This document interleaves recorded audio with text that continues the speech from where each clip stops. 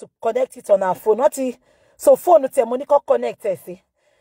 So I seen a lot, but she dropped her phone because the minute me phone I drop my phone sometimes and Timbawa ni bishe me le mamu phone kakiri, but only you allowed phone pẹ̀lú bishe. So I she connect. What about share everything? Uncle so she ma shake pẹ̀lú phone any. So she was our back garden leads to the kitchen. So she was actually at the back garden. Unchalati will be kini yen work together. So I couldn't really speak. So please, I'm so sorry for wasting your time. I'm so sorry. I'm so sorry. Good evening and welcome on board, everyone. Merry Christmas. Happy Valentine's Day. Oh my God, I forgot my phone. I wanted to bring my phone. You know what? I don't like playing people's videos. Playing somebody's video to respond to a chat shows how weak a miscreant is. To ban show video, abito son kote yon so lati she chat. You are not yet a speaker. If you are a bona fide speaker, you need to speak without watching any video, without playing anybody's video, or without doing a calling show. Am I communicating? If I'm communicating, show some love. Oh, see, the speaker.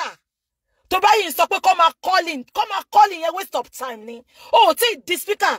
To buy le show like be showing your come analyze. Oh, see, the speaker. To buy le lo ma gbe àwọn nonsense koko so po fi ṣe chat. You are not a speaker. Oh, remini. Off head. Okay, my secretary. Oh, Lori. Okay, sis. Off head. Ni Martin sọ̀rọ̀. Mo kin wo chat. Mo I don't get that time. Olórí burúkú ọmọ òfò Dorcas ọmọ àbí ìpàbẹ olóṣì mo ti sọ fún ẹ mo máa fún ẹ back to back ní olóṣì ọ̀dọ́kọ aṣẹ́wó tó re tọ́kì ẹ wojú wèrè ti pọ́n ẹ lọ wá ìbọn ọ̀sẹ̀ ó ti pọ́n wèrè ti sunkúnsunkún ó ń dúpẹ́ lọ́wọ́ àwọn olórí burúkú ṣé àwọn tó dúpẹ́ lọ́wọ́ yẹn àwọn ẹjọ́ máa kú pọ̀ níṣẹ́ kò ní dá fún gbogbo àwọn alátìlẹyìn mi mo tún sọ bẹ́ẹ̀ gbogbo lórí burúkú tó wà lódò nation tó support ẹ ọ ní ṣoríire olórí burúkú ọmọ ìwọ bú mọ́ mi Alas0adur mo tẹ̀ wá fẹ́ gbèjà gbogbo wọn sìn ìwọ bú mọ́ mi bí pé Alas0adur Dorcas tí ìyálà ìyá ẹ kí ló kọ ìyá ẹ náà ẹ rán mi létí orúkọ ìyá ẹ tí ìyá ẹ ṣàwòrò idẹ tó bá lè gbé nǹkan tí Mọ́mì Adébímpé tó ṣe láyé wọn tó dẹ̀ gbé dáyà tí ìyá ẹ bá lè gbé dáyà bọ́ síta olórí burúkú ìwọ ló máa analyze àwọn ìyá tó ju ẹ lọ lórí social media ìyá ẹ kẹrẹ kò gbé láyé ṣe ohun rere ìyá ọ̀rọ̀ ọmọ kan tó dagi kò sẹ sọ pé ìyá yìí tọ́ ọmọ gidi kan tọ́ kò rí tọ́ olórí burúkú ọmọ at 34 wàá jókòó sínú ilé ẹ inú ṣọ́ọ̀bù wàá jókòó síbẹ̀ for good 4 hours olórí burúkú mo gbà pé ọ̀nà dìrẹ́ tó wọ́n ń jẹta wẹ́rẹ́bù ló fún ẹ abájọ ní náà tí kí bá dìrẹ́ yẹn ṣe yẹ lọ́rùn ẹ̀ buy you look like what you buy you look like what you sell olóṣì nínú gbogbo àwọn tó ń taṣọ lórí social media aṣọ ẹ̀ ló pọ̀ jù poor material poor everything ìwọ fẹ́ analyse show tèmi àbò síkì ni ìwọ fẹ́ analyse èmi kí ló fẹ́ you got nothing to say about me you've got nothing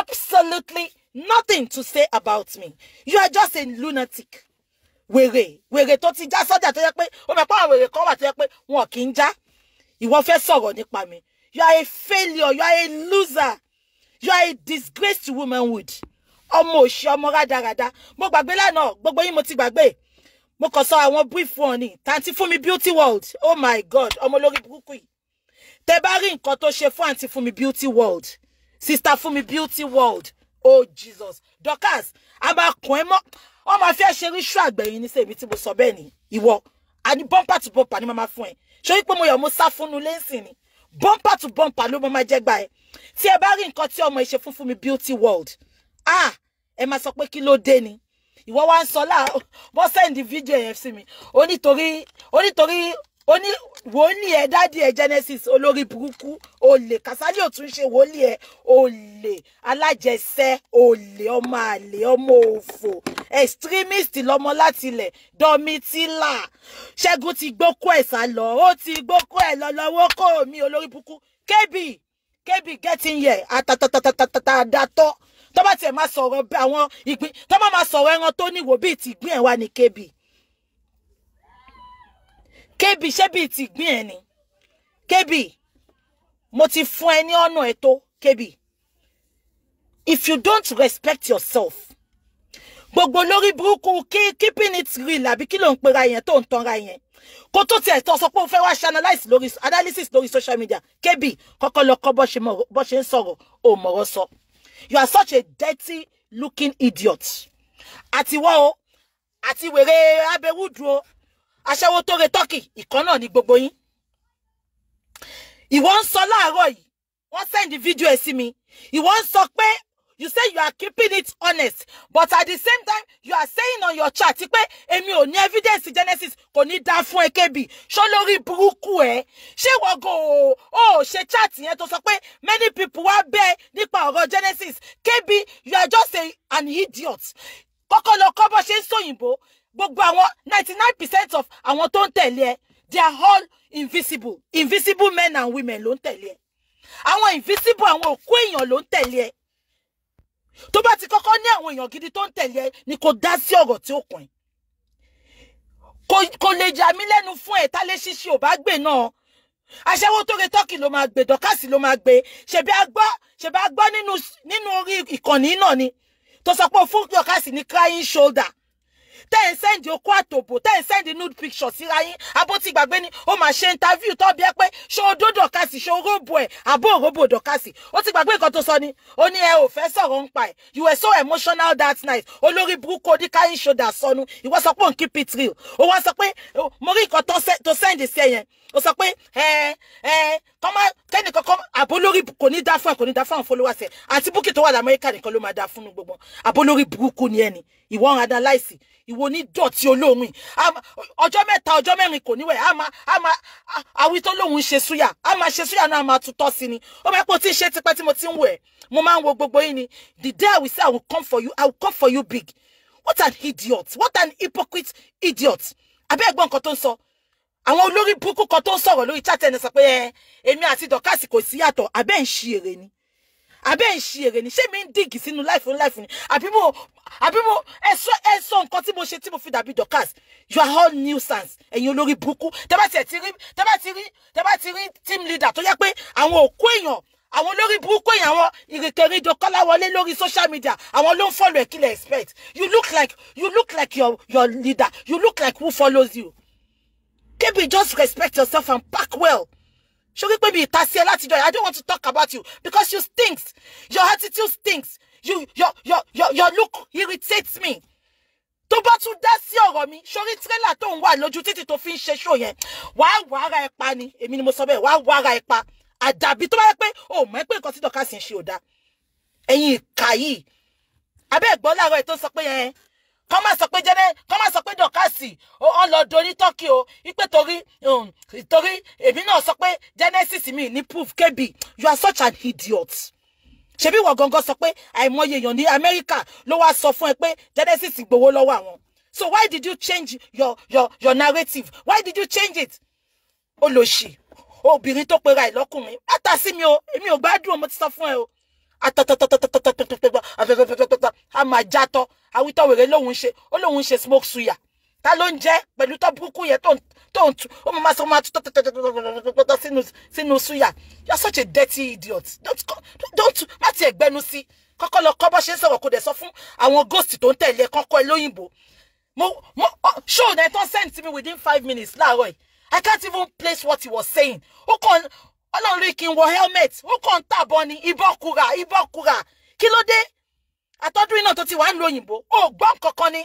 You can't even make one statement correctly. You are such an idiot. Ìwọ yẹn ló wá fẹ́ máa sọ̀rọ̀. Kọ́kọ́ lọ kọ́ bó ṣe ń mọ̀rọ̀ sọ. Kọ́kọ́ lọ kọ́ bó ṣe ń pronounce. Kó dẹ̀ kọ́ bó ṣe ń sọ òyìnbó. Bó tiẹ̀ gbọ́ full English. Wá jẹ́ kí sentence ẹ kó correct. Idiot. Alóhun keeping it real. Ìwọ tó ń tàn tó ń tàtùpà. Ẹ̀yin wèrè méjì. Olóṣì ọ̀dọ́kọ. Àtọkùnrin àtobìnrin. Ṣebí wọ́n ló ń ṣebí kí aṣẹ́wó tó re tọ́kì kó tó pàdé wèrè.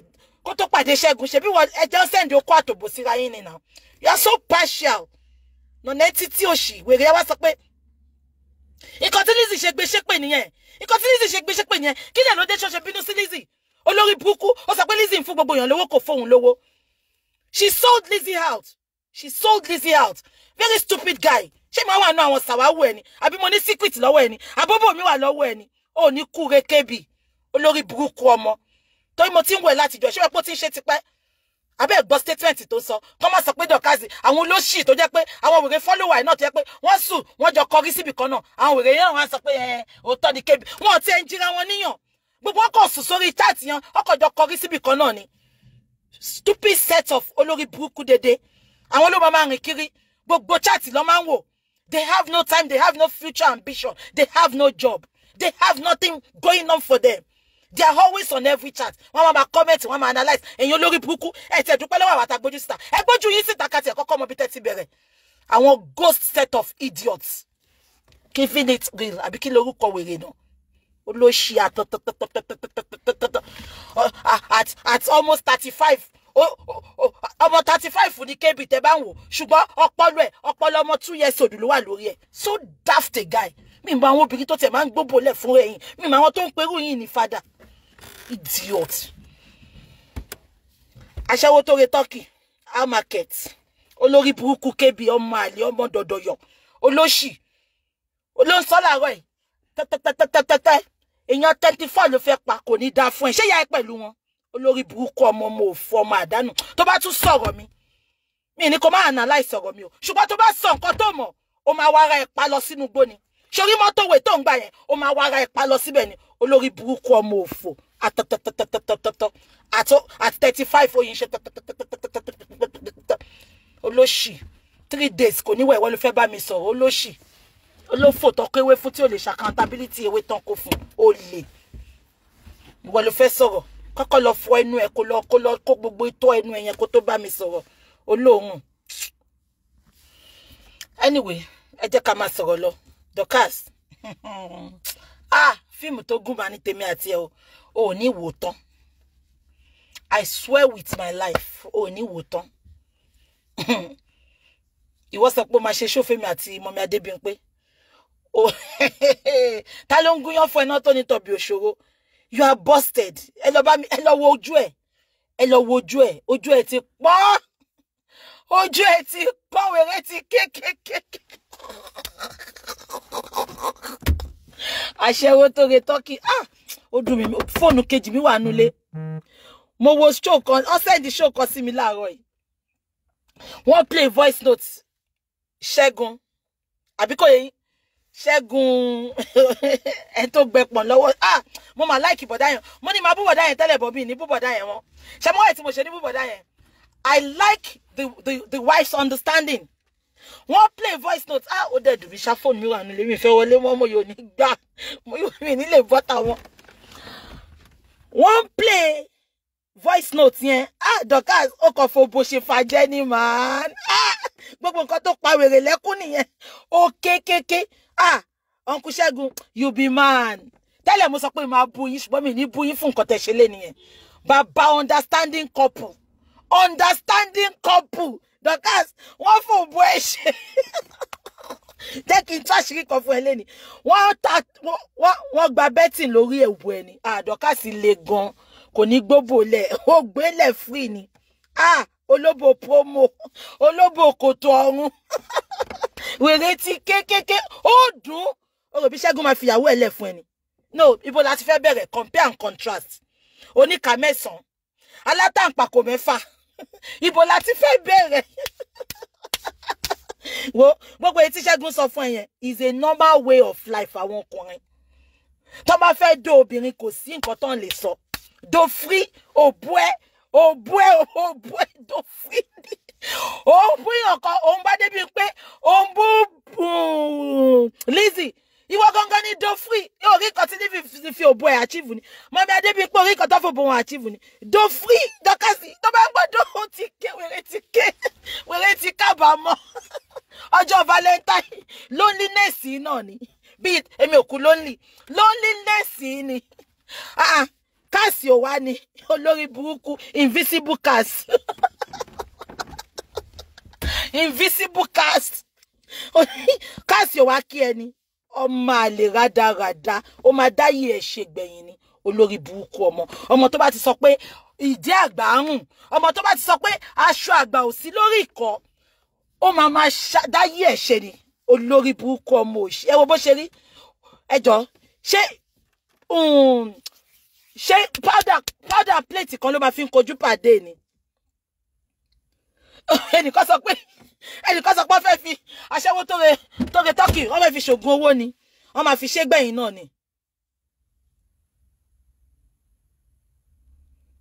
wọ́n fẹ́ fi ṣògùn owó ni wọ́n fẹ́ fi ṣògùn owó ni olóbò promo Humpty Dumpty ẹ wo orí ẹ wo ṣépù orí ẹ wo ṣépù ẹ̀yìn ẹ wo ṣépù ìdí ẹ olórí burúkú ta ló mú ẹ who knows you are just a freaking idiot olórí burúkú ẹ lọ wo gbogbo àwọn tó ń tẹ̀lé láti òkè délẹ̀ àwọn followers oní followers ni ó máa wá bá yín bí pé wá support yín ni meanwhile ó ń kó followers lọ ni olè aláìnítìjú you are the worst animal on this social media animal ìwọ ló worst jù olórí burúkú ṣé nǹkan tó ṣe fáǹtì fún mi beauty world ní ká sọ ni mo gbàgbé tàǹtí yẹn lánàá àǹtí yẹn àti ọkọ ẹ̀ wọ́n jọ ń ṣe jẹ́jẹ́jẹ́jẹ́ wọn ni àǹtí yóò mọ ẹ rí kò sí nǹkan tó fi kún ẹ́ àǹtí yóò bẹ ní nǹkan kan pọ̀ àǹtí yìí máa ń celebrate ó máa ń pọ́n ẹlé for good 2-3 months ló fi ṣe show fáǹtì Dorcas ayé akẹ́yìn sí ẹ abiyamọ òde ọ̀run akẹ́yìn sí ẹ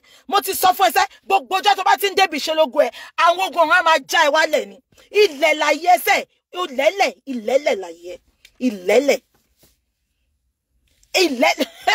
kí ló ṣẹlẹ̀ gọ́gọ́ sọ pé ẹni tó bá lo Dorcas fógún owó káórì ló máa pọ̀ kò tiẹ̀ lè pọ̀ káórì àǹtí mi kọ́bọ̀ brown kọ́bọ̀ yẹn ló máa pọ̀ ọmọ òṣì ọmọ àdánù a máa ṣe nǹkan tí wọ́n ṣe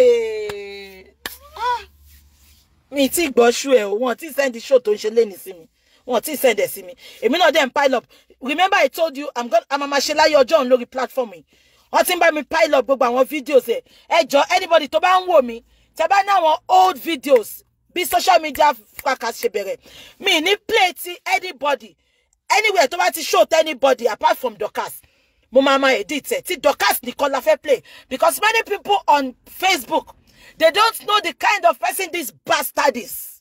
She's not in the right position to be analyzing people's problem, abi people's topic. O jìnnà sí. So ẹ má worry o, I promise you. Ṣé ń gbọ́, mo promise yín pé before Friday I'm a collate gbogbo videos yẹn. Ma play fún yín. I promise everybody, me ni play to anybody. Ti ọmọ olórí burúkú yìí, akọ́ṣìbérò olórí burúkú.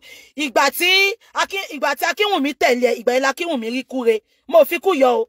Àtìgbà tí Akínwùmí ti wà nú ewé kò máa kú. Àná olórí burúkú ni ẹ́, ẹlẹ́sẹ̀ òsì méjì. Kò sínú ilé tó wọ̀, kò sí tíìmù tó wọ̀ tí ó dàrú. Kò sí ibi tó lọ tí ó dàrú. Gbogbo èyí tẹ́ wà lórí social media lẹ́ni. Be careful of this girl called Dorcas. Tó bá ti ń farms yín tó ń gbé yín mọ́ra tó sọ pé kíní kan o, tó ti ń celebrate yín wọ́n ṣe birthday, tó ti ń gbé kéèkì fún yín, ẹ ṣọ́ra sí. Gbogbo bí tó bá wọ̀ máa dàrú ni, kò sí bó ṣe lè rí ṣe. Gbogbo tíìmù tó bá wọ̀ máa dàrú ni. Akínwùmí ti ń tẹ̀lé ewé láti ọdún yìí, kò sí. Bó ti jẹ́ pọ́n ń fa sìgá, ó mu gbó, ó mọtí, kò máa kú. Kò pé 3 weeks t'Akínwùmí tẹ̀lé lórí kú e. Ó lọ jókòó kó check rẹ̀. Ó lọ jókòó kó check rẹ̀. Ọmọ òṣì ọmọ tépè ti mọ́. Ìwọ sọ pé ó fẹ́ sọ̀rọ̀ tèmi. Wàá rò bí last time olórí burúkú bó ṣe mú Bọ́lírè náà nìyẹn ṣe rántí. Ex Ṣadé. Ó gba pin number Bọ́lírè. Ó wọnú inbox ẹ̀ lọ. 50,000 just because this girl is wicked. Just because ó fẹ́ gba information nípa Ṣadé, ó fẹ́ gbà lọ́wọ́ Bọ́lírè ńgbà yẹn. Ó wá send 50,000 lẹ́ẹ̀mejì. Ó send ẹ̀ sí Bọ́lírè just because Bọ́lírè kó lè sọ̀rọ̀ Ṣadé fún. Ọmọ yìí, she will go to any length. Ó máa pa ìyá ẹ̀ gan ṣe olórí burúkú ṣọmọ tó ti record ìyá ẹ̀. Ṣọmọ tó record ìyá ẹ̀. Ṣó wá jọ yín lójú ni. Let me tell you Dorcas. Kò sẹ́ni tó lè ra ẹ ní $1. Wàá record gbogbo èèyàn. Ó record títí. Ó tún record ìyá ẹ̀. Ṣorí pé bẹ́ẹ̀ láyé ẹ ti bàjẹ́ pátápátá tí ò látúnṣe. You will record everybody. Tó máa ń bèrè ẹni tó record lórí social media. You are number one. You are so shameless, shapeless and moeba. wo bó ṣe rí ọmọ àlè ọmọ àdánù mo plan fún show tí mo fẹ́ ṣe lálẹ́ mo kàn rí message ni then mo ní ká text Alexa wa ikú Dorcas ni ọmọ òfóbí sí olórí burúkú ìyá òṣì ìyá ṣàwòrò ìdẹ̀wò bó ṣe rí deformed old idiots àtòun àtọkọ ẹ̀ ṣó jọ mí lójú ni ṣebí ìyá ìfòbò tàràkà náà ni tó fi lọ mú bàbá pupa was living his good life with his wife for no reason bàbá pupa kó kúrò ńlé ni bàbá pupa kúrò ńlé ó lọ bá ìyá ẹ̀ ní olórí burúkú bàbá pupa òde jèrè ìyá ẹ̀ kò jèrè ìyá ẹ̀ òbòdì kan ló ń jèrè lábẹ́ ìyá ẹ̀ olórí burúkú ọmọ ìyá ẹ̀ ń wa banga 1984 ó bọ́ tàǹjọ́ náà ọmọ yìí ó pàrọ̀ kú ọmọ yìí tí Dorcas bá kí yín kàró ẹ̀ wò ta ó bá bọ́ síta ìyá òun lo Range Rover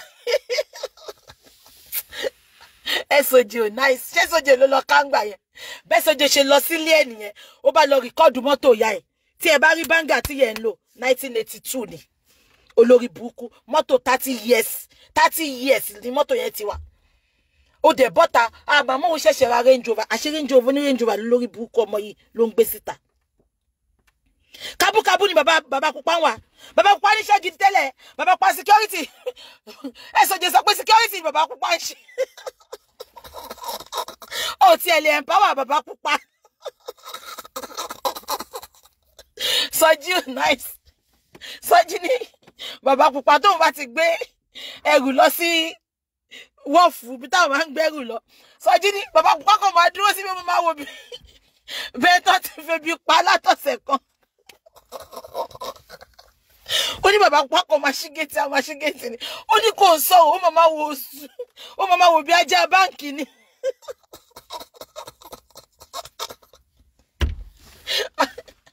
Dorcas wọ́n ní ilé làwọn òkà tó sọmọ lórúkọ jẹ́ ká tiẹ̀ lọ́wọ́ àwọn ẹbí ẹ̀ náà bẹ̀rẹ̀ látọ̀dọ̀ bàbá pupa security I'm a civil defence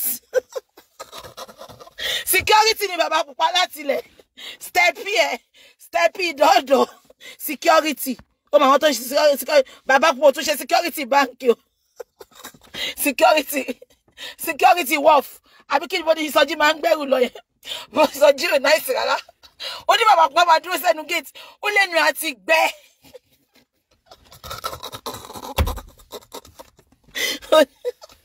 ó ní ẹnu àti gbẹ́ ṣàbẹ̀ pé bàbá yẹn kò ga ju goma tẹ́sì lọ́dọ̀ káàsì gan ga jù lọ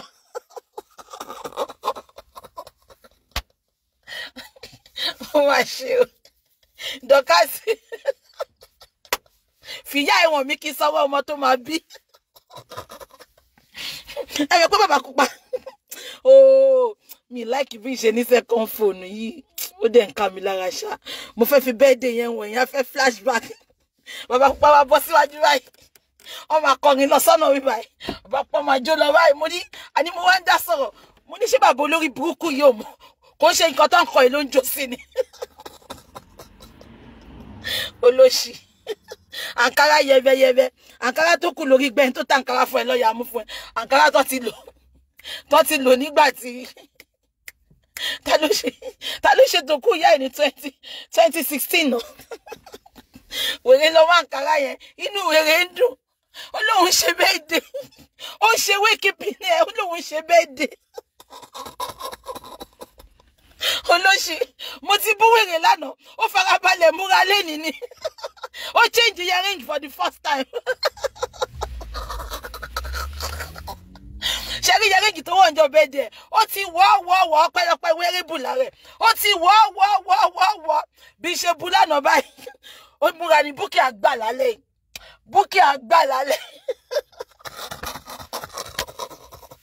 wèrè pààrọ̀ earring ibo ló forúkọ sí tẹ́lẹ̀ mo ní wèrè lo kọ̀ǹkọ̀ wèrè yáde ó dé àti lálẹ́ mo máa ń láìkí ó máa ń gbọ́rọ̀ gan màá tún wèé tó kù tó tí tún ṣe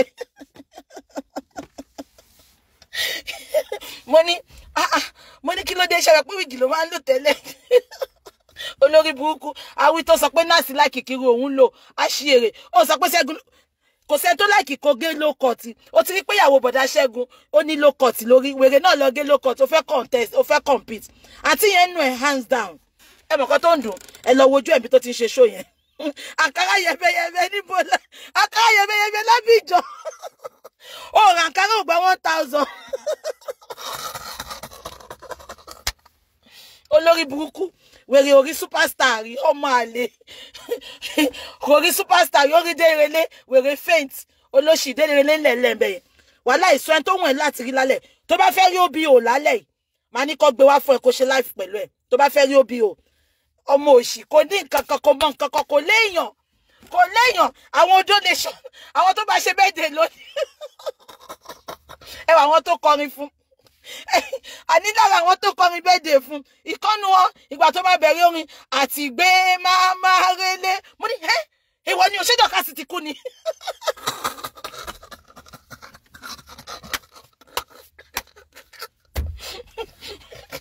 Mo ní kí ló dé ṣé tó kú lọ ṣe mo wá tún padà lọ mo lọ sórí wọ́ọ̀lù Sọjí mo lọ sórí wọ́ọ̀lù Mama Esabod mo lọ sórí wọ́ọ̀lù ẹlẹ́dẹ̀ ẹ̀gàn m0cks olórí burúkú ó ní food bank sọnù ó ní caterpillar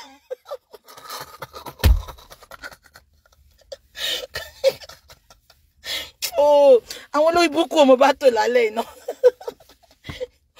nígbà tí mò ń wo birthday yẹn o ṣé mọ̀ ìgbà tí ya ewé ayé fẹ́ lẹ́kọrin à ń jó bó ti jẹ́ pé audio ni à ń jó Obesere ó ti pẹ́ tí mo ti rí Obesere náà kọrin à ń jó it was fun ìgbà tàbí kẹ́nà Shina Peters ó kọrin it was fun we had fun ẹ mọ̀ àwò wèrè wá ń compete pẹ̀lú wọn wèrè global disgrace. Globally disgraced. Olórí burúkú ọmọ òfò ọmọ àṣìtáni ẹ mọ nǹkan tó ṣe ṣe voice Genesis tó lọ gbé yẹn irọ́ ló pa fún gbogbo yín ṣe Genesis ti ṣe voice yẹn ọkàn máa ń máàjì fọ́tò mọ́ voice yẹn if anybody bá ń ṣe birthday ni Genesis ò kí lọ́dún yìí rárá àwọn ilé lẹ́ni wọ́n yà á jà pa fún gbogbo wọn àwọn olóṣì wọ́n jẹ́ kọ́kọ́ ṣì bá wọn wọ́n jà pa fún wèrè wá lọ mú ibi tó lọ play kò rẹ́ni kí ó tún lọ play audio Anamáyọ̀wá tó ń gbèsè pé ó tún níyẹn kí òun dé ọdún yìí Dorcas ayé ti bàjẹ́ just because you want to prove to some people ipa àwọn èèyàn kí ó wá fìyà jẹ àwọn ọmọ ìbejì yẹn bó ṣe fìyà jẹ àwọn ọmọ ìbejì yẹn Ọlọ́run á fìyà jẹ olórí burúkú ọmọ Dorcas àwọn ìbejì yẹn ń ṣàǹpù wọn ó ti rẹ̀ wọ́n àwọn ọmọ ìbejì yẹn nìkan ló lóhùn nu gbogbo àwọn wèrè tó kójọ àwọn ọmọ ìbejì yẹn nìkan ni ṣé àwọn wèrè tó kù yẹn àwọn dàda ń dídí tó kójọ yẹn kò sí nǹkan kan fún wọn ẹ gbọ́ nǹkan tí mo sọ ni àní kan bọ́ tàṣẹ bó ṣe bẹ̀rẹ̀ orin hello tútù àti gbé máa relé bí èyí alábọ̀lá ṣe péjì láṣẹ.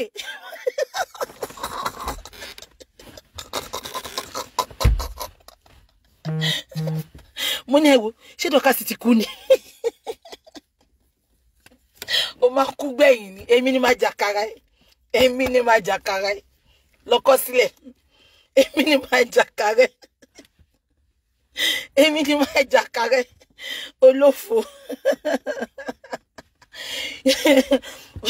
olófò ó gbé fọ́tò mi ni bá mi fi fọ́tò mi sórí wọ́ọ̀lù ẹ̀ tó bá mọ followers tí mo ti nílé ni ó kàn fún mi ní mọ́ advert ni ó gbé fọ́tò mi sórí wọ́ọ̀lù ẹ̀ ni olóṣì ó dùn wèrè ó dùn ìtúkẹ́ ló ṣe hype rẹ̀ ó wá hype rẹ̀ the only blogger ẹ máa gbà jọ kí náà fi ń gbà ó ní dọ̀tí àwọ̀ dọ̀dọ̀ yọ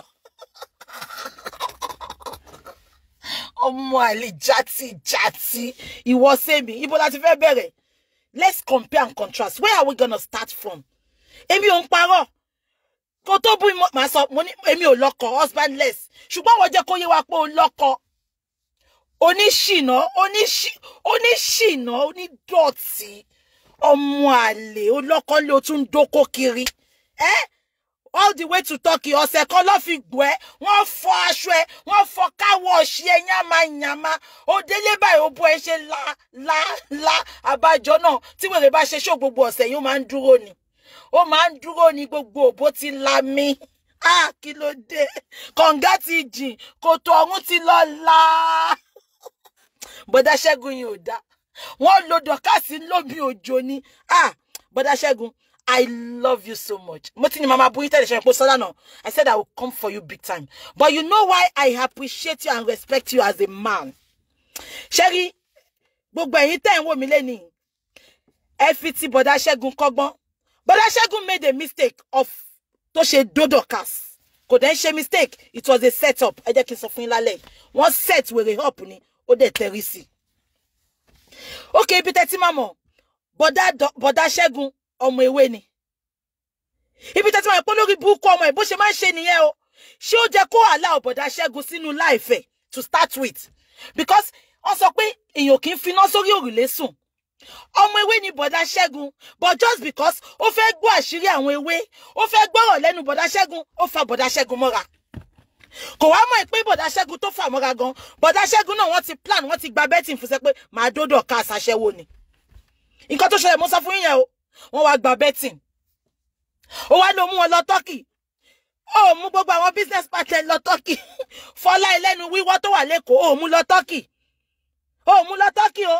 Ó wá ní Bọ̀dá Ṣẹ́gun, jọ kí ni Bọ̀dá Ṣẹ́gun tà? Kí ni ìyá aláṣọ ń tà tó yẹ gba dání? Ṣé wúrẹ́ ń jẹ léèsì ni? Ó wá ní ó mú Bọ̀dá Ṣẹ́gun lọ Turkey. Ẹ wá lọ Turkey odidi ọ̀sẹ̀ kan. Mo ti ṣe investigation. Mo ń gbé gbogbo investigation mi bọ̀ lọ́la. Ṣé yàrá ọ̀tọ̀ọ̀tọ̀ ni wọ́n àti Bọ̀dá Ṣẹ́gun jọ sùn ni? Yàrá kan náà lẹ́jọ́ sùn. Wọ́n tún ló bu ẹrùn. Mo ń gbé voice note yẹn bọ̀ lọ́la. Ẹ lọ gbọ́ lórí wọ́ọ̀lù m0cks. Ìyàwó Bọ̀dá Ṣẹ́gun wọ́n record everything. Ọ̀nà bòdò Bọ̀dá Ṣẹ́gun ló bòdò kásì ń hùn. Àrùn náà. Ṣé ẹ pé mi náà sọ lánàá? Àrùn. Èèyàn gbọ́dọ̀ jókòó bó ṣe jókòó yẹn kó bu ẹ̀ máa ń hùn. Èèyàn gbọ́dọ̀ jókòó bó ṣe jókòó yẹn náà kó bu ẹ̀ máa ń hùn. Anyway, jẹ́ ká máa sọ lọ. Ibi tẹ́ tí wọ́n mọ̀ ẹ́ pọ̀ mọ̀ yìí, Sherry, ó fọwọ́ ara ẹ̀ ṣera ẹ̀ big time. Ó mọ̀ ẹ́ pé Bọ̀dá Ṣẹ́gun ọmọ ewé ni wọ́n. So, tó bá jẹ́rú èmi o, I can never allow Bọ̀dá Ṣẹ́gun in my life. But just because ó fẹ́ gbọ́ àṣírí ewé, bí ǹdẹ̀ ṣe gbọ́dọ̀ bí Bọ̀dá Ṣẹ́gun yẹn gan wà nú admin ẹ̀. Ó wà nú admin àwọn ewé. So, ó fẹ́, ẹ mọ̀, ó fẹ́ túbẹ̀ yẹn ká ni. Ó fẹ́ wọ́n Bọ̀dá Ṣẹ́gun níṣẹ́ burúkú nínú ewé ni. Òun go wá mọ̀ pé àwọn ewé gan ló fast one fún wọn. Àwọn ewé gan ló rán Ṣẹ́gun lọ sínú ayé Dorcas pé kó lọ do. Kọ́ ṣe yẹ̀yẹ́ wèrè. Ó dẹ̀ fall because wọ́n ti rí pa láṣẹ́wó ni. Ṣé irú èmi ilé èèyàn kan fẹ́ di ọkùnrin sí? Gbogbo ìgbà tá à ń ṣe fracas ní 2015, 2016. Tí n bá ṣí inbox mi fún gbogbo yín. Àìmọye àwọn tó máa wá lójoojúmọ́. I love you, Bukky. Even ń bọ̀. Ṣé ń gbọ́ mi? Egbo, I love you. Gbogbo tá ń jà yẹn ni o. Mo kàn máa ń block wọn ni because mo máa ń finá sórí mo kì í finá sórí òrùlé sùn. Mo wò pé ó ṣe jẹ́ pé gbà fracas ni gbogbo yín love me. Set up lẹ fẹ́ ṣe fún mi. Abeg get set up ni. Ṣùgbọ́n wèrè go ìgbà tí náà sì ti gboko sá lọ láti joy. Wèrè wá gbà. Ẹ lọ wo voice note yẹn lọ́dọ̀ SOJ àbí m0cks. Wọ́n play voice note yẹn lé àárọ̀ yìí. For voice note yẹn bad. Tẹ́ bá rí ìyàwó Ṣẹ́gun àti Ṣẹ́gun. The original Mrs. Ṣẹ́gun. Tẹ́ bá rí bó ṣe fi Dorcas ṣe yẹ̀yẹ́. Ṣẹ́gẹ̀lúlú. Bàbá oníjàlámíà. Dorcas onírò lórí burúkú. Oníjàlámíà ló wá ra wá ṣeré. Wọ́n ti fọ́kẹ́ sóbò wèrè. Ó ní Bọ̀dá Ṣẹ́gun wá ra jàlámíà. Olóṣì dádùbúlẹ̀ ṣídí òkè. Ibi tó ti ń ṣe nínú ṣọ́ọ̀bù ẹ̀yẹ. Bọ̀dá Ṣẹ́gun tún sáré ṣe quickie.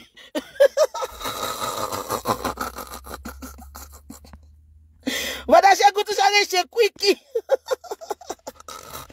Mo ń bọ̀. Ó ń sá ni, mo ń bọ̀. Ẹ jẹ́ n block ẹ̀. Mo ń bọ̀. Block. Mo ti block ẹ̀. Dorcas ni. Gbogbo fake profile ayé ìyọwọ́ ẹ̀ ló wà. Mo ti block ẹ̀. Ìjọ tí Bọ̀dá Ṣẹ́gun wá ra jàlámíà, wọ́n tún ní Bọ̀dá Ṣẹ́gun ṣe quickie lọ́gbọ́nú voice note yẹn. Ọdún ṣe rántí pé òun gangan sọ. Ó ní Bọ̀dá Ṣẹ́gun bọ́ síbi tó ti ń change. Pé Bọ̀dá Ṣẹ́gun wọṣọ wò. Ipe Sọjí fẹ́ lè wọnú Bọ̀dá Ṣẹ́gun. Irọ́ ló pa. Òun gangan ló wà nú ilé pẹ̀lú Bọ̀dá Ṣẹ́gun. Bọ̀dá Ṣẹ́gun ti dádúbúlẹ̀ ṣídí òkè. Onínàbì. She's so classless. o tún máa dóko o dóko síbi ojú mi ò tó o lọ ń dá fojúdi tó bá wá dọ̀la tí tọkọ ẹ àbí bọ̀dá Ṣẹ́gun tó lọ fẹ́yàwó mi ẹ máa sọ pé wọ́n gbọ́kọ yín o obìnrin onínàbì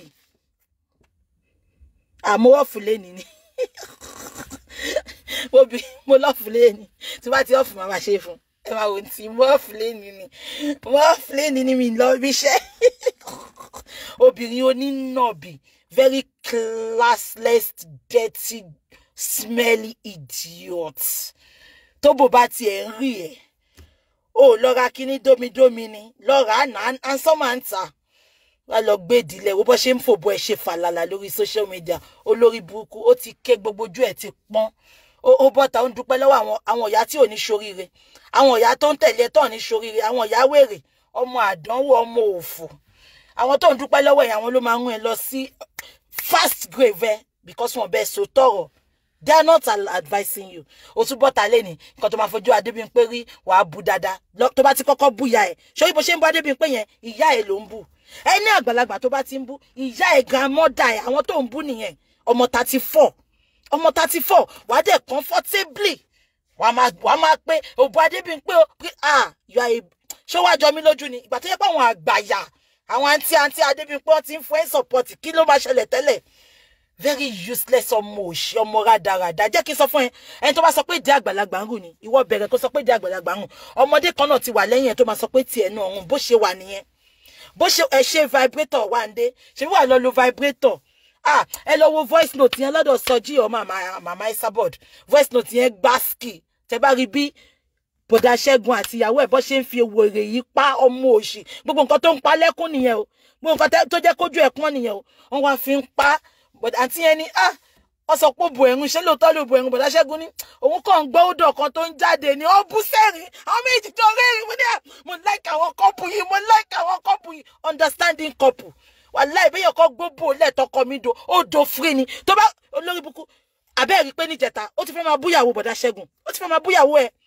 ó ti ń búyàwó máa yẹn you think you can mo dey like woman yẹn tẹnumọ́ ó ní she cannot keep me to silence woman yẹn ní kò lè wo ìwọ ṣe lábá ọmọ àlè wo ojú ẹsẹ̀ ẹ̀ ó máa wá rọ̀ yamayama gbogbo voice note ẹ̀ tó bá rò bí wọ́n nìkan ló ń record gbogbo nǹkan tí wọ́n àti bọ̀dá Ṣẹ́gun jọ ṣe ní Turkey olórí burúkú ó tún wá sí Liverpool ẹ̀ bẹ́ẹ̀ gbọ́ nǹkan tó sọ ni what happens in Liverpool stays in Liverpool ole buy one jalami and get 3 days in Liverpool hotel abio blossom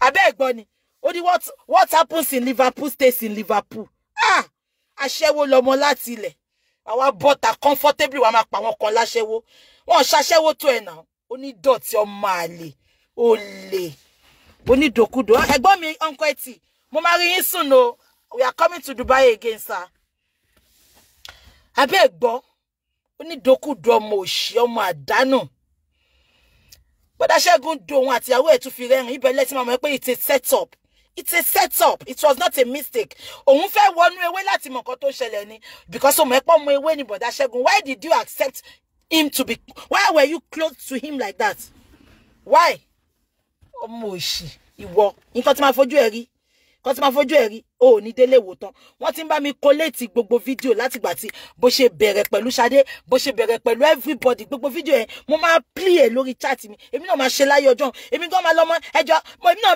ẹ tó bá mọ bó ṣe monetize kó get in touch èmi náà máa monetize page mi mo máa fi ẹ pawó dáadáa tí bá ń pawó yẹn báyìí máa fún charity ni máa fi ẹ pawó dáadáa ṣó sọ pé mo part 1 to 100 ṣe ni èmi gan ṣe part 1 to 1000 fún ẹ àbó lórí burúkú ni ẹ ìwọ sọ pé mi ló máa rẹ̀ máa sọ fún ẹ pé kò lè rẹ̀ mí èṣù sọ pé òun bá bẹ ìjókòó sọ pé kò sáyè àyè pọ̀ nu ṣọ́ọ̀bù ẹ ìwọ báwo àyè pọ̀ nu ṣọ́ọ̀bù ẹ olóṣì ìwọ náà ti ẹ ti pé máa ní stable boyfriend ìwọ pẹ̀lú gbogbo nǹkan tó ń rí lórí social media yẹn ìwọ èyí ò bò ó mọ́dó bàbá ń kókó bó ẹndì náà gbogbo ẹ máa ṣe fọkọfọkọ ni fọkọfọkọ ni olórí burúkú ó ti jẹ kéèkì ó ti jẹ ṣúgà gbogbo bọ̀dá Ṣẹ́gun nice rárá wọn ló bò Dorcas ń àwọn àṣì nǹkan o ní dérélé bá wọlé ló ṣe ó mà fẹ́ fẹ́ǹtì lórí chat tó ti ń wo show yẹn ni ó ní dérelé lóṣì dérelé ńlẹ̀ńlẹ̀ ń bẹ̀ yẹn ta ni dérelé tó go ẹ̀ ti wo mi bọ́ni dérelé kó wá feature nù nǹkankan tí mo ṣe lọ́fẹ̀ẹ́ mi lè pa dérelé àbí kò ṣe gé yẹn dérelé yẹn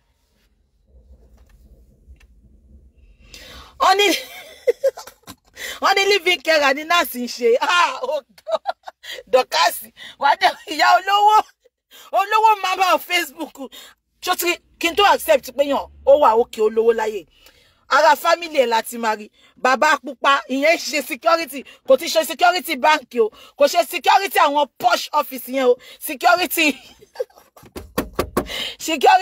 tamaki ni bàbá pupa ṣe sọ díẹ̀ ẹnu bàbá pupa ti gbẹ sẹ́nu géètì ó máa wò bọ̀ bẹ́ẹ̀ tí ìyá Dorcas ń febi pa bàbá pupa ṣe security ọtún ní nọ́ọ̀sì wọ́n ní living care ló ń ṣe àmàṣe nǹkan o báyé ṣe bàjẹ́ tó nìyẹn justice for nurse and bàbá pupa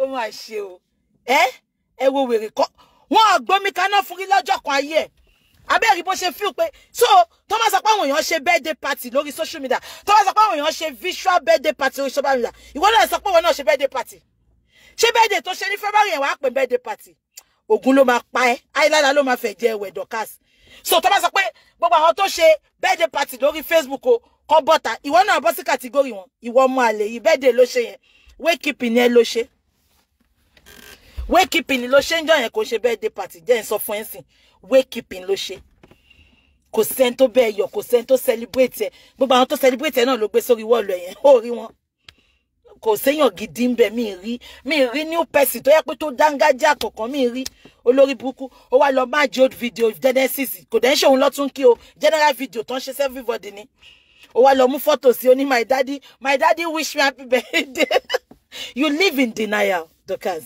you live in denial home alone ó dàbí story ẹ̀ lórí kan tó ṣeré home alone nìyẹn home alone home alone lọmọ láti ilẹ̀ olórí burúkú tí ẹ jẹ́ orí ṣebí living room mi mo fi wọ́n yẹn náà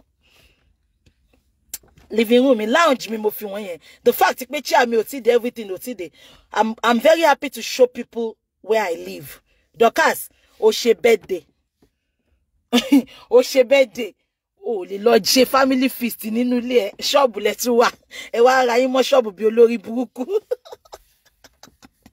ẹ wá ara olórí burúkú ẹ mọ̀ nǹkan tó wá ṣe birthday yẹn ó ti rí pé flop birthday yẹn bàjẹ́ ẹ mọ̀ nǹkan tó ṣe ń jọ́ kejì ó wá gbé àwọn ebi nà bí mẹ́ta ó gbé fọ́tò wọn síbẹ̀ kán bóun dúpẹ́ lọ́wọ́ wọn o àwọn ló ṣe birthday fóun ṣáwọn tí ò yó Dorcas ṣó máa ń roko tó rorọ́ tó ń paṣá ṣé alámọ̀lá tí ò yó àbágbédègbẹ̀yọ̀ tó yìí ń tọrọ jẹ àwọn ló ṣe birthday fún ẹ ó ti rí pé birthday yẹn ti flop ó wá ní ẹ bá mi dúpẹ́ lọ́wọ́ àwọn tó ṣe birthday fún mi rèé Dorcas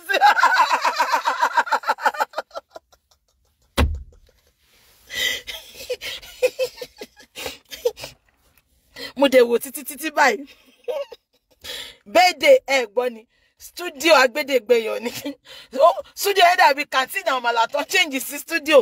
So she lies for a living. That is it. She lies for a living. Kò sí òótọ́ kan tó jábọ́ lẹ́nu ẹ̀ rí. When she opens her mouth, she lies. Abẹ́rí, ìwọ ló send owó tó fi ṣe birthday fún ẹ now.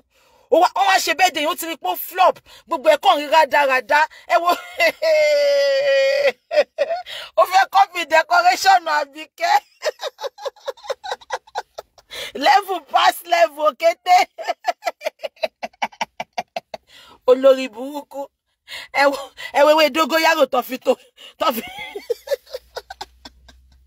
ẹwẹ́wẹ́ dógóyàrò tó fi tó venue party wèrè náà ẹ mà àwọn ewé tó máa ń jẹ́ life ewé tó máa fi ń decorate yẹn wèrè fẹ́ lo life ewé ewé dógóyàrò lọ lò fún wèrè ó wá ń ṣe money. She will go with decoration. All together, table to gba conveniently, table méjì péré ni. Ẹ mọ̀ bí tó ti máa mú paraga lọ́dọ̀ àwọn Yashidi ma. ẹ mà wọn corner shop tó ti máa ń ta pepper soup, goat leg pepper soup yẹn tó yẹ pé inú shop yẹn kò ní ju ṣíà méjì lọ ọkàn ha mọ́ bẹ́ẹ̀ ló gba ṣíà mẹ́rin mo wá ń wo gbogbo wọn mọ́mí Dorcas kò má dákẹ́ bí máa pààyàn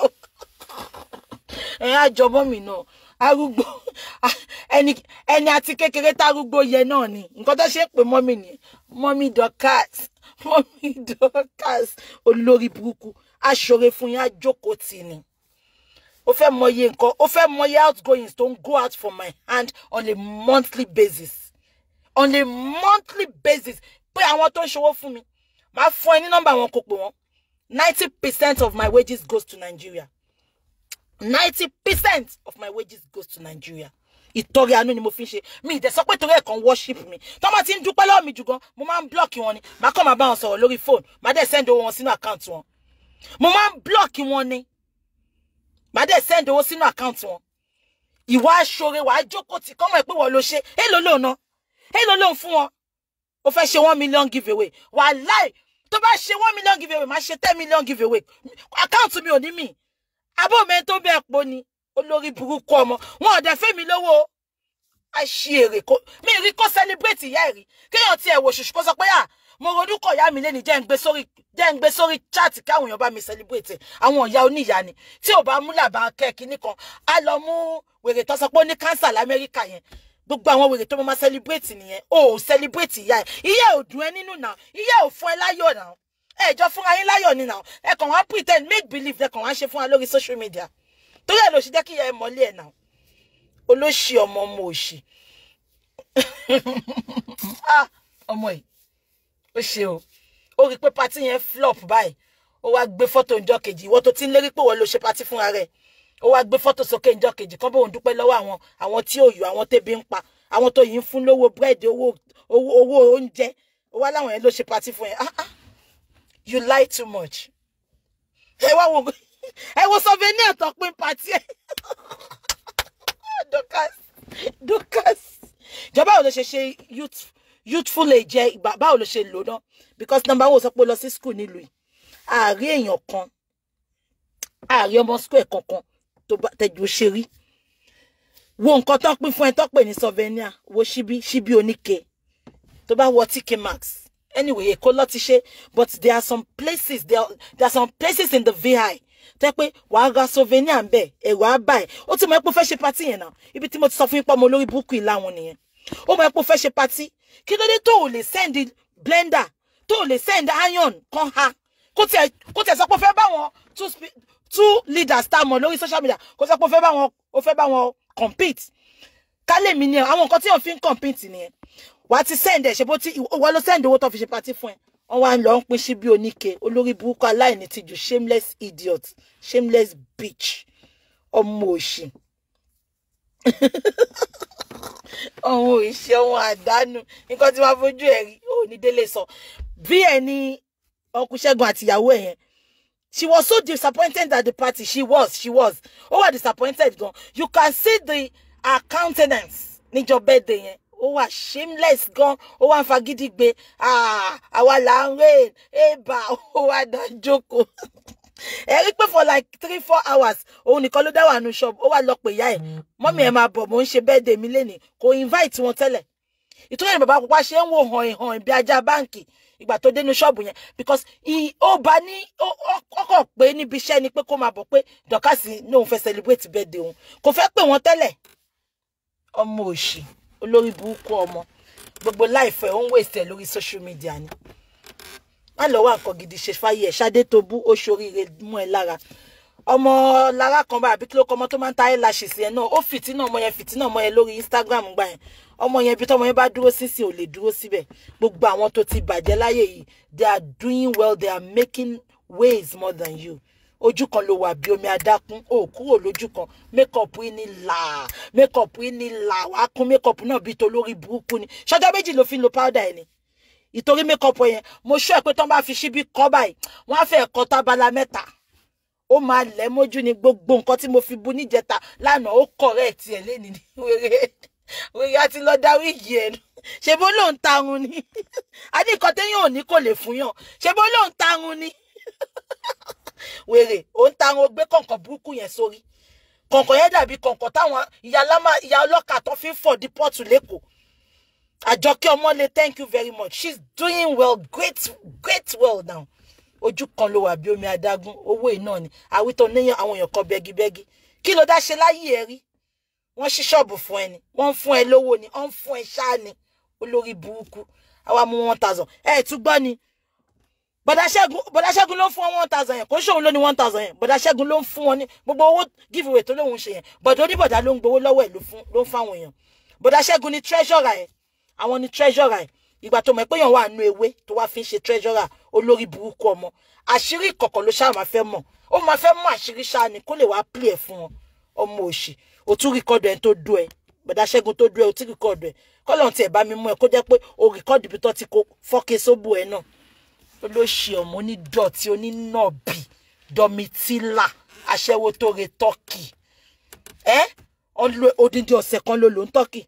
Liverpool wọ́n sọ pé Saturday ní party ìwọ ti dé láti Thursday rí bó ṣe ń ká lòlò mo láti dé láti Thursday because yẹn tó ẹ̀mẹ́wàá because it's a long distance tí o bá ṣe pé o fẹ́ wá dóko ni ìwọ ṣebí bọ̀dà Sọjí sọ pé àwọn fẹ́ pè é ṣe wọ́n fẹ́ fún ẹ ní lift o náà fẹ́ lift pé máa dá wá ìtòrò tí mo ẹ pé Sọjí máa sọ pé òun fẹ́ gbé ẹ dandan o wá sáré bọ́ sọ́nà níjọ́ Thursday o ti mọ̀ ṣekúṣe tó fẹ́ ṣe you have calculated what happened in Liverpool you calculated it spare me your fuckery olóṣì kò ká ayé tẹ́nibọ̀dì bá do anybody mo ti sọ fún ẹ ṣebí wà á ti kébì ẹ̀ ń cross fork ara yín lórí fóònù náà ẹ̀ ń cross fork ara yín náà kò dẹ̀ sẹ́ni tó sọ pé nǹkan tó ṣe ò báyìí bó ti yẹ pé lórí búkú kébì yẹn ó níyàwó ńlé ó fẹ́ jàmú láti jọ ìwọ kébì kó má gbóyìnbó one single tẹ́ntẹ́ á ti fi ìbọn bàtà yé ìyàwó ẹ̀jẹ̀ irú ìwọ yìí ìwọ tó léyìn téyìn ò pèsè ẹlẹ́ni wà wá bọ́ta wà náà sọ̀rọ̀ ọlọ́rọ̀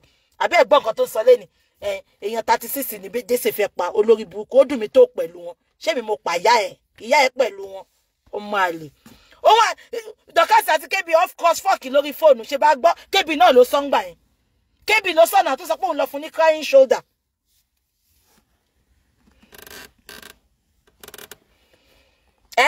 ó lo 1 week ní Turkey ó kó bọ̀dá Ṣẹ́gun ti dùn mọ́ ó tún lọ Liverpool abẹ́ ìgbọ́rọ̀ tó ń pa ìyàwó Ṣẹ́gun lọ invite Ṣẹ́gun gbà tí irọ́ ló pa ẹ lọ wo ẹni tó bá ṣe psychology ó máa ẹ lọ wo èmi ò ní láti máa wo gbogbo ìyànjú kí tó mọ̀ ìpẹ́ ìparọ́ any psychology a good psychologist will know a liar ó ní ìyàwó Ṣẹ́gun lọ fún ní invitation card ìyàwó Ṣẹ́gun gbà tó wá dé hotel ó sọ pé torí Sọjí wà ń bẹ̀ òun ò ní lọ wọ́n wá fún Ṣẹ́gun ní káàdì yẹn Ṣẹ́gun wá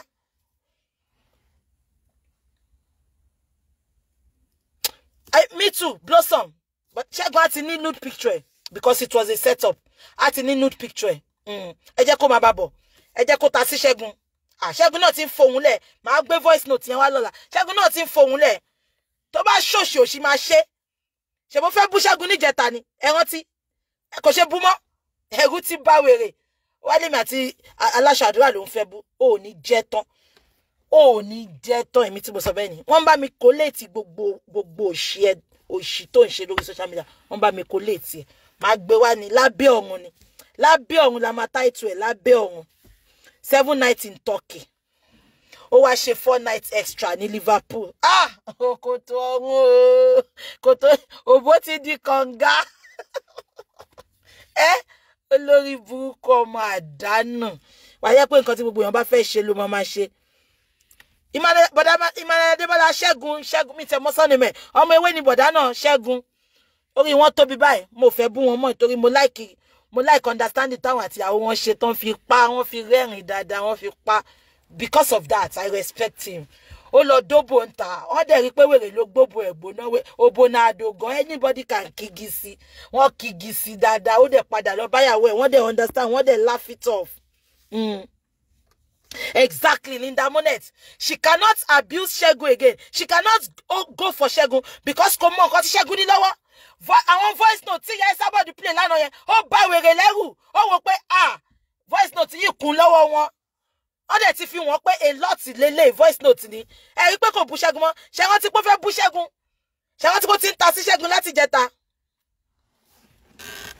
bó ṣe rí pọ́n play voice note tí wọ́n àtìyàwó ẹ̀ fi rẹ́rìn tó ní Ṣẹ́gun sọ pé ó bo ẹ̀rùn báyìí wèrè sí ti fáyà ni ó fẹ́ fi kan ra ìtàmájé ṣé mi mo ní kọ́ gbogbo ẹ̀gbóná ni ṣé mi mo ní kọ́ gbogbo ẹ̀gbóná olófò ìwọ náà sọ pé nǹkan tó bá wà lórí social media ní katriti wọ́n dẹ̀ sọ pé róbò ń ta wọ́n ń tòbò ní mẹ́ta 10 kọ́bọ̀ adẹ̀bá wọn dá sí ta ló ń ta o Dorcas ló gbé láńbé bí òbò síta o ó wá ń sunkún ó máa sunkún kú ni ó máa gbókú bí elógbò ni tí n bá dẹ̀ lóhùn níjọ́ kan mo busy ni wàá gba double dose ẹ mo ṣẹ̀ṣẹ̀ máa lọ wo show ẹ tó ń ṣe léni ni ó bá wá fi ṣe show fún ẹ lọ́la ṣókèlè tí mo ṣe lálẹ́ Alexa wa ni mo fẹ́ test then mo fẹ́ jẹ́ káwọn èèyàn rẹ́rìn kan gbọ́ bí Israel ṣe ní Alexa play Barbara èmi ń pariwo mọ́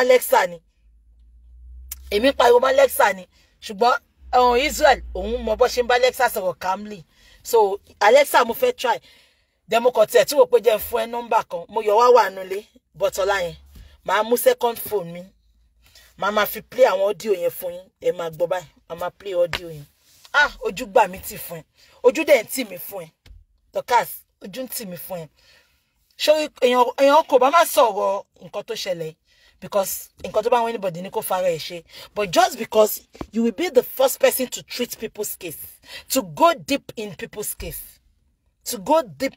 case. That's why nobody is sparing you at all. Olórí burúkú, ọmọ òfò, onídọ̀tí. Ẹ wo bó ṣe rí ńjọ́ kan tó ya photo ẹ̀ tó ń kọjá níwájú McDonald's náà. Ó ti ṣá, wèrè ti ṣá at 34.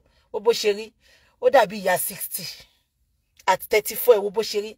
Ó mọ̀ pé tó máa ń gbòyàn mọ́lẹ̀ jù náà, ó máa ń tẹ̀lé nínú look èèyàn ni.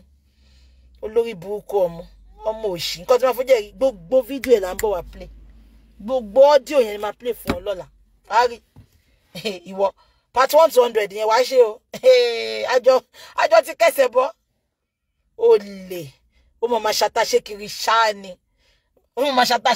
ṣáà ni gbogbo èèyàn ní dádì ẹ̀ gbogbo èèyàn ní mọ́mì ẹ̀ olè lọ́mọdíò who does that bí ṣe wà yìí bó jẹ́ èèyàn méjì lówó show mi I'm okay. Bí ṣe wà yìí, bí ṣe nǹkan bójú ìwà wa lọ́lọ́ máa fi dá wa lẹ́jọ́ mo máa ń sọ. Ìwà mi ni kọ́lọ́ fi dá mi lẹ́jọ́. Tí bá ṣe birthday, bójú èèyàn kan ló wish me, I'm satisfied. I'm fulfilled. So far tí o ti ń ṣe àwọn onírọ́, àwọn fake people. Ẹ mọ̀ pé genuinely lọ fi celebrate me. I'm okay. Màá lọ máa force àwọn èèyàn. Wàá lọ máa mú àwọn audio tó ti ṣe láti 3 years ago. Màá wá lọ play. Màá ní on wish me good o. You're just a freaking idiot. Wo bó ṣe rí ojú ẹ dàbí àyínà, ó dàbí ojú hippopotamus. Irọ́ ìṣá ni. Ó fẹ́ show wọn kí àwọn tó kù ìwọ lọ́kì, wọn ò dẹ̀ kí ẹ. Audio about 3-4 years ago èmi gan ìwà ní church yẹn ìgbà tó lo audio yẹn ó wá lọ ta máa jẹ mọ́ photo sọ pé wọ́n kí ẹ are you not ṣojú òkè tí ẹni tó bá parọ́ tán tó bá bust ẹ tó bá túbọ̀ sórí Facebook tó bá ń sọ̀rọ̀ ojú òun tí ẹni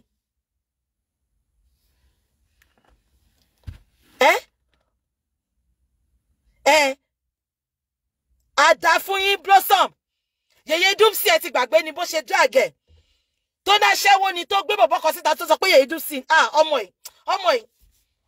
yìí mo wá rí lánàá táwọn olórí burúkú ń kọ pé Ṣadé ti forgive ẹ àbó lórí burúkú ni gbogbo ẹni tẹni Ṣadé forgive ẹ ni tí Ṣadé fẹ́ forgive ẹ ṣé íńtánẹ́ẹ̀tì gbàgbé ni íńtánẹ́ẹ̀tì ò lè gbàgbé nǹkan tó bá dẹ̀ ń ṣe fẹ́yàn ìwọ má ṣe ìwọ tó lè máa mú ìyàwó alágbèrè tó lè máa wú gbogbo èèyàn lálágbèrè ìwọ ló wá ká mọ̀dé àgbèrè sórí bọ́lọ́hùn Ọlọ́run mi ga èmi náà ga o olówó ní Jésù o èmi náà lówó Ọlọ́run mi ga èmi náà ga o olówó ní Jésù o èmi náà má wo bọ́lọ́hùn ṣe disgrace ẹ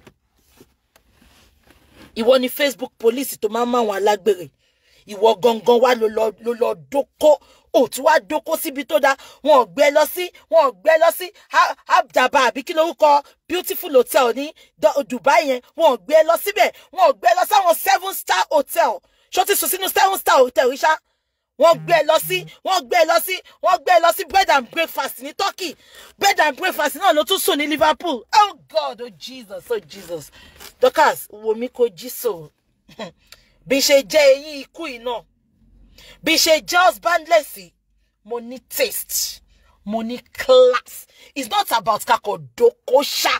Oko ti ma do to yẹ kó tó máa ká mi mọ́ bẹ̀ wá ní. Ah! Ẹgbẹ́ fún Jésè. Ọlọ́run do ẹ mọ́nu bed and breakfast. Ẹ tún máa bed and breakfast yẹn. Ṣé pa hotel talking ní grade. Ẹ motel bed and breakfast ọtún dùn mọ́ $20 per night. Ah! Dorcas. Ah! I'm so skeptical about hotels tí man lọ. Ẹ bá gbogbo holidays tí man lọ pé àwọn 5-star hotel ni man mú because mo hate ibi tó dọ̀tí. Bed and breakfast hotel yẹn mo ru wọn ni. Àwọn short time hotel ni. Short time hotel ni. Ìgbà tí ó sanwó lọ́wọ́ ẹ̀. Kò sanwó lọ́wọ́ Ṣẹ́gun ready láti kówó ẹ̀ sílẹ̀ fi hotel. Dorcas ló tún kówó sílẹ̀. Alexa, please block Bukky. Ẹ̀yin followers yóò dá. Mi sínú ilé Alexa ò lè block mi. Inside kubiku. Hotel is short time. And hotel bed and breakfast. Google it. Bed and breakfast hotel in Turkey. Kò ju $20 lọ. On wa lo 7 days ńbẹ̀. O tún wá sí Liverpool náà. The cheapest hotel in Liverpool ló gbà. Olórí Bukky abẹ́ ẹ̀gbọ́n kan tó sọ. Ibi tó ń gbé hotel sí. Gbogbo ayé ló rohun bẹ̀ ìwọ. Ìwọ tó jẹ́ pé o ní confidence. You have no self-esteem. O low gan. Torí ẹ̀ tó bá ń báyọ̀ jà. O kì í lè wojú báyìí kó jókòó kó jàjà yẹn. O máa lọ gbé fídíò. Wàá lọ máa gbé photo. Wàá lọ máa Photoshop. You have very low self-esteem. You have no confidence in yourself. Oh, bold enough. You are nobody. You are nobody. Mo sọ fún ẹ, mo ní lórí social media, nínú gbogbo àwọn speaker, ìwọ ló kéré jù, ìwọ ló fúyẹ́ jù. Ìwọ ló fúyẹ́ jù. Jókòó ti bára. Jókòó ti food bank yóò lè. Ẹlẹ́dẹ̀ ẹ̀gàn. Ó ṣapá bí tapa elephant.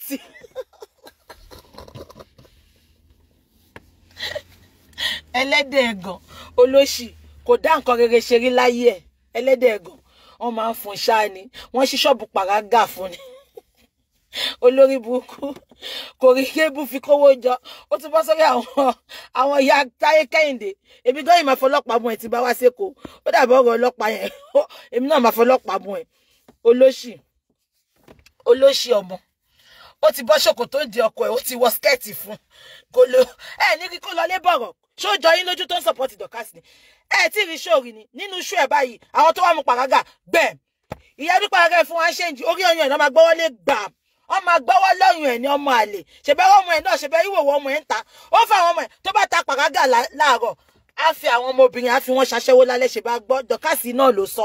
Ó ní skúlù ìgbínẹ̀dọ̀ tó gbọ́mọ ẹ̀ lọ. Ó ní gbogbo àwọn ọmọ skúlù ti dó àwọn ọmọ ẹ̀ pa. Ó náà ti dó wọn pa. Dorcas náà ló analyze ẹ̀ ń gbà yẹn. Ó ní ìgbínẹ̀dọ̀ tí free school tó fáwọn ọmọ ẹ̀ gbogbo nǹkan free ìdíjókòó tadé. Ìwà àtọ́ mú ọkọ ẹ̀ tí ẹ̀ wá rí nǹkan kan fún. Ṣé ẹ̀ níṣẹ́ ni? Àwítọ́wèrè orí nǹkan kan tún. Ọ̀gbágbá on Facebook jókòó tadé. Motel, thank you, Àjọkẹ́ Adé. Motel lọ gbé Dorcas lọ kò ṣe hotel. B1mpe Motel, Turkey. B1mpe Motel in Turkey. Motel. Nice. Ẹ ti mọ hotel kan báyìí. Rita Lori, ta ló mọ Rita Lori ń Surulere. Ẹ ti mọ bó tẹ̀ yẹn ṣe rí. Àwọn hotel yẹn lọ gbé. Àwa wí tó wìyà ní òun lórí wọn lórí social media. Àwọn speaker ní class. Ìwọ nìkan ló wà classless. Yeah, classless bitch. Ọmọ òṣè. Ó ní food bank ọ̀ràn ó lè ní. Mẹ́ pé gbogbo ọ̀nà ní jókòó tadé máa fi ń wówó ni. Wọ́n ti gbà tó ní bàbá ẹ̀ kú tí bàbá ò dẹ̀ kú. Olórí burúkú pọ̀ lórí Facebook yìí. Rántí ni. Tó ní bàbá òun kú tí ó ṣe pé bàbá ẹ̀ dẹ̀ kú. Ó tún gbowó òkú lọ́wọ́ àwọn ọmọ ayé. Olè. Ó try ti Gabriel kò rí ṣe. Ó try ti Yábẹ́jì kò rí ṣe. Wèrè wá lọ sí food bank. Ìdajì oúnjẹ yẹn inú ilé ẹ̀ ló máa wà. Ìgbà tó lọ pé oúnjẹ ládùúgbò ẹ̀ ní Ìgàndò. Oúnjẹ tí ìyá Rosula pín gbà yẹn. Wọ́n ròyìn. Wọ́n ní ló lọ ń pa àwọn tenant ẹ̀ wá. Náà lọ pọ̀ wá. Lọ́wọ́ àtúntò. Wọ́n ní oúnjẹ tó gbà ń jọ yẹn. Ìgbà tó yá ni mọ́mí Rosula pe èèyàn kan. Ṣé pé mọ́mí Rosula wọ́n wò wọ́n live. Wọ́n wá pe èèyàn kan. Ipe why is Jokotade bringing everybody from her house? Ipe àwọn ti rí àwọn èèyàn yẹn bí ẹ̀mẹ́ 10 ló ti máa àwọn èèyàn kan lọ máa tò. Bó ṣe ní kọ́ lé Jokotade kó bẹ́ẹ̀ jọ yẹn. bó ṣe ní kọ́lé jókòó tadé kò mẹ́ enjoy ẹ̀ ṣe rántí bí yẹ̀ wo fídíò yẹn ṣe pé máa ń wo fídíò ńgbà yẹn ṣe rántí máa ń wo tí Yétúndé bá ń ṣú ẹ̀ ó lọ pé gbogbo àwọn ọmọ nú àwọn tẹ́nàntì ẹ̀ ni ó ní kọ́ lọ́ máa tò jókòó tadé oúnjẹ ló cheap ju jókòó tadé olè ẹlẹ́nu wíwọ́ olóṣì ó dàbí HIP for the hippopo POPO for the hippopo and TMTM for the hippopotamus olè gbogbo èèyàn làbúrò ẹ̀ kí ni èjì ẹ jókòó ti pépà ni jókòó ti báárà kí ni èjì ẹ olóṣì ẹlẹ́dẹ̀ ẹ̀gàn ẹ wo bó ṣe rí olófo ó pé àpótí fẹ̀dẹ́kò ó pé pósítò wà yẹn ó pè yẹn ní space bus Nàìjíríà máa ń tàtàkùtà mọ́tò tí ò lè pass MOT ní UK ó pè yẹn ní space bus olóṣì wèrè ń wa caterpillar ó ń wa HGV olóhùn ó máa làágùn nu mọ́tò yẹn ni a máa yí steering yẹn báyìí power steering ní gbogbo mọ́tò lò tí ẹ lé bí wèrè ni ó máa yí ó yìí máa wá rẹ kú ńjọkọ ìwọ tó yó tó ń ṣí food bank ẹ wo bọ̀bọ̀ Kòkun foundation kọ́lọ̀ ń bá mi tọ́jú ẹ̀ dáadáa àwọn èèyàn tó yó nìyẹn atótilétọ̀ ìwọ tó yó ìwọ tó yìí mówó lé lọ́wọ́ ó wá ní oṣí food bank ẹjọ́ kí ló máa ń ṣẹlẹ̀ lórí social media iná ìwọ tó yó ìwọ tó yìí ń fún lóúnjẹ ó wá ní oṣí food bank who does that gbogbo network inú paraga shop ẹ kò wọ 50,000 èmi mo fi gbogbo ẹnu sọ mo wo gbogbo ẹ títí 35,700 naira ni 35,700 naira àpò ráìsì kankan 35,000 àti wáyé pé basmati lọ fẹ́ rà lẹ́kọ̀ọ́ olórí burúkú ẹ wá ní lóhun ṣí food bank ẹ máa wo double a size ni ẹ fún títí ọ̀sẹ̀ kan double a size ni torí gbogbo rẹ́sì gbogbo ẹ̀wà tán donate ni wèrè máa jẹ tán olóṣì onípàrágà olè tẹ̀wọ̀n jókòó kirikiri jókòó pàǹtí olè kò sẹ́ni tó bá ṣe tí ò dá alátẹnujẹ kọfà búrò òun lẹ̀ bẹ́ẹ̀ di ẹ ti fẹ́ dó fẹ́ gba kéèkì ọ̀fẹ́ olè àwọn nǹkan tí ò tó nǹkan tó fi ń bá ẹ̀yin tó fi ń rí dínkù yín bẹ́ẹ̀ ni 35,700 naira ní gbogbo network ti ṣọ́ọ̀bù jókòó tadé iye owó yẹn nìyẹn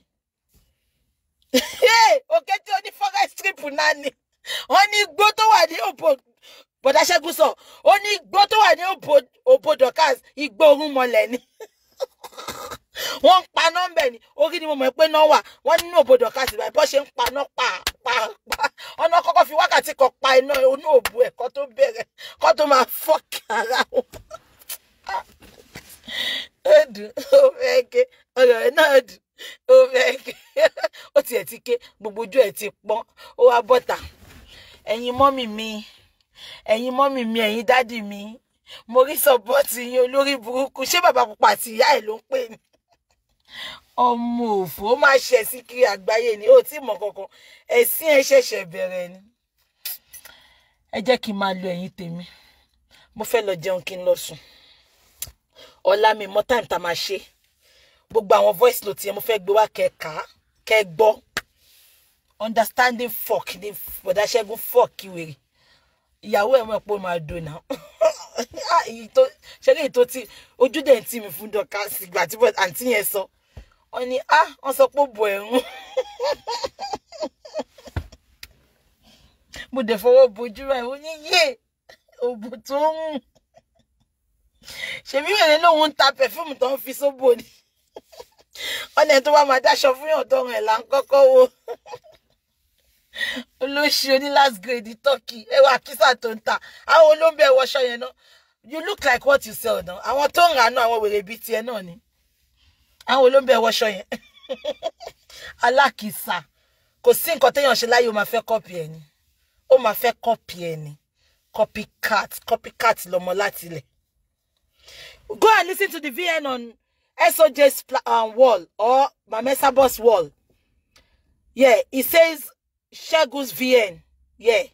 Ẹ lọ gbọ́ lọ́dọ̀ SOJ or ọ̀dọ̀ ìyá Esabod. Méjì lọ play o. Ẹ ṣáà gbọ́ ẹ gbọ́. It's a lengthy voice note. Yeah. Ó wà ńbẹ̀.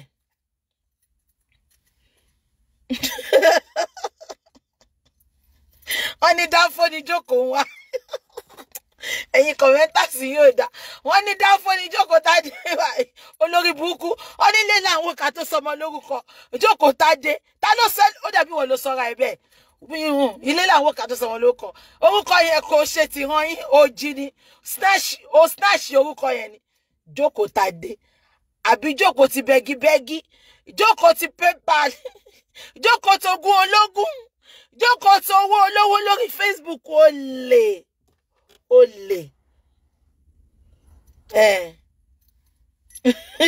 Ọ̀tọ̀ ni Dorcas àwọn àkísà tó ń tà yẹn kò lè ta fáwọn èjì ẹ̀ ṣe rí èjì mẹ́tì ẹ̀ kó wọṣọ ẹ̀ ni àwọn ìyá tó ti pẹ́ lóyìnbó àwọn ìyá 45 years in abroad àwọn 100 years in abroad àwọn tó raṣọ lọ́wọ́ ẹ̀ ni ẹ̀ ráwọn tó máa sọ pé my auntie buy from me máa wà ní tiẹ̀ náà ìwọ lọ́n kí ló dé àwọn táwọn kan ní tí mo bolúwa dúró wo ló ń taṣọ fún mi rí fortunate babe kan tó raṣọ lọ́wọ́ ẹ̀ aṣọ ẹ̀ báwo ó lọ sórí IG kó àwọn nǹkan tó ń tà ń bẹ̀ ni ká mú àwọn burúkú ìkájọ́ ẹ̀ ní ẹ̀mọ́ ṣìfọ́n olórí burúkú tó bá ti rí pé ọmọ yìí kí ni lady ìbílẹ̀ ìlú wa ti rí pé wọnú ọlá ó gbé aṣọ síta báyìí ó máa sáré lọ́gùn náà lọ gbé ní òun ń ta olè olóṣì ọmọ jẹ́ kí n sọ fún ẹ lẹ́nìí mo máa ṣẹ́run mi bí tàbẹ̀kẹ́ tó ò bá lórí tó dàbí tàbẹ̀kẹ́ kò lè jọra wọn tó bá fi pé o máa copy èèyàn tọ́lọ́run ò bá gbé fún ẹ kò lè jọra wọn she copies everything.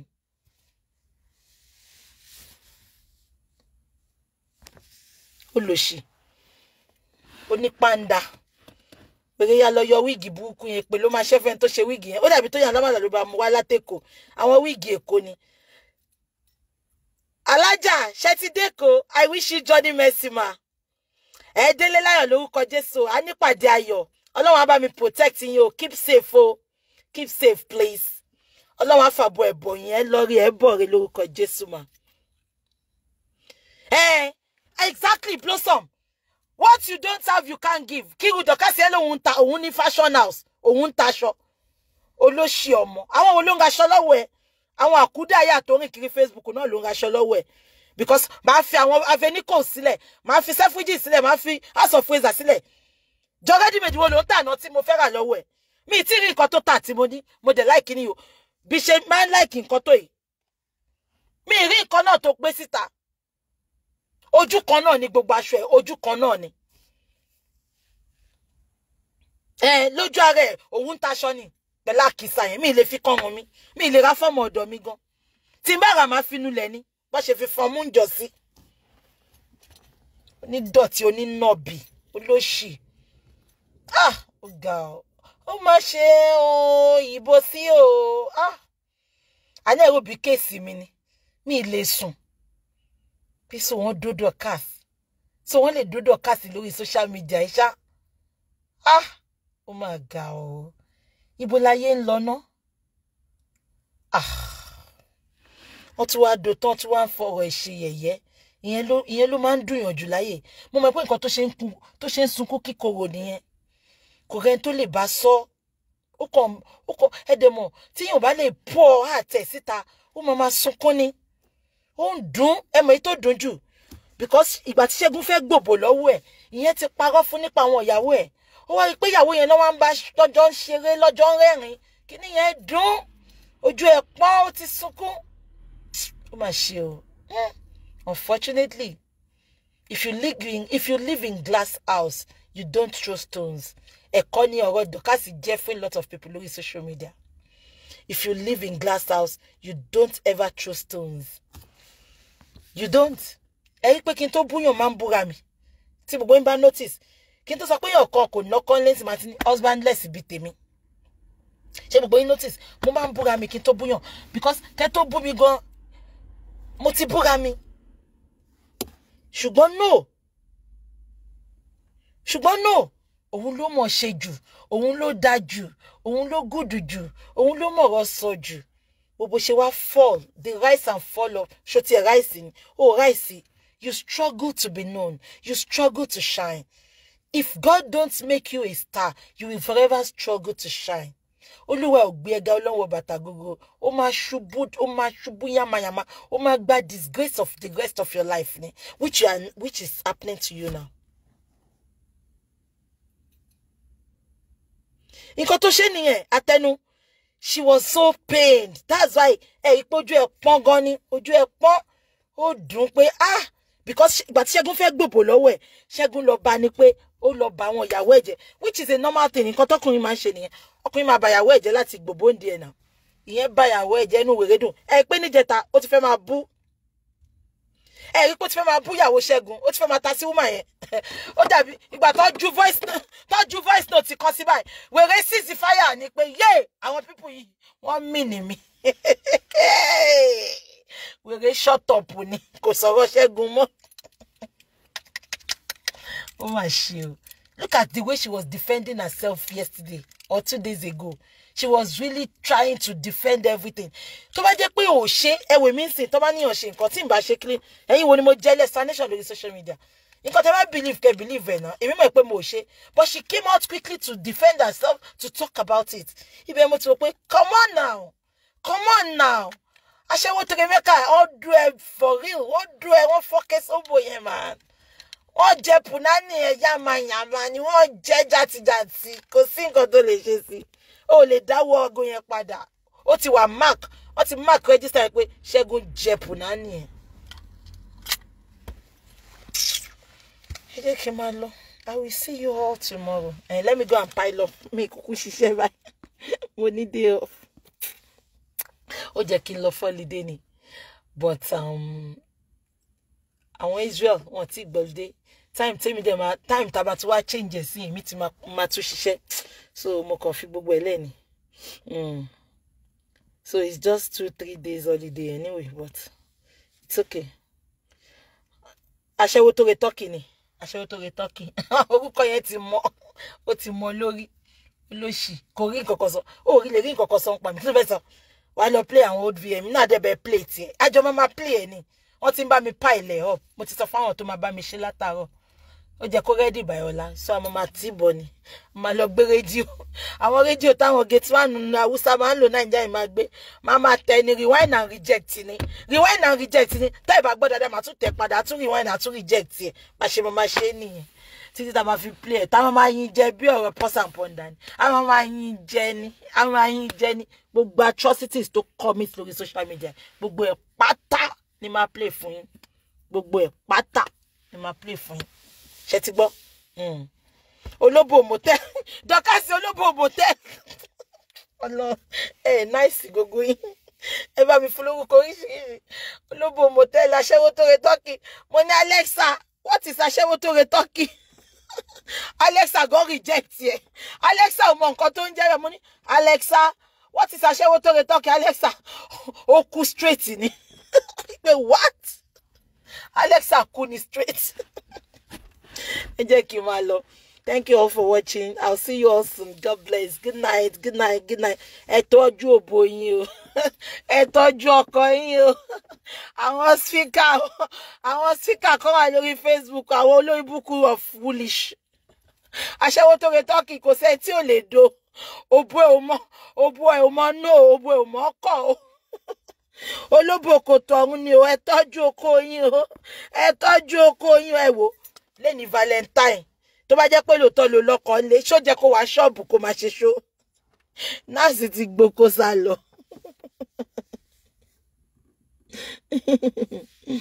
Nọ́ọ̀sì ti gboko sá lọ.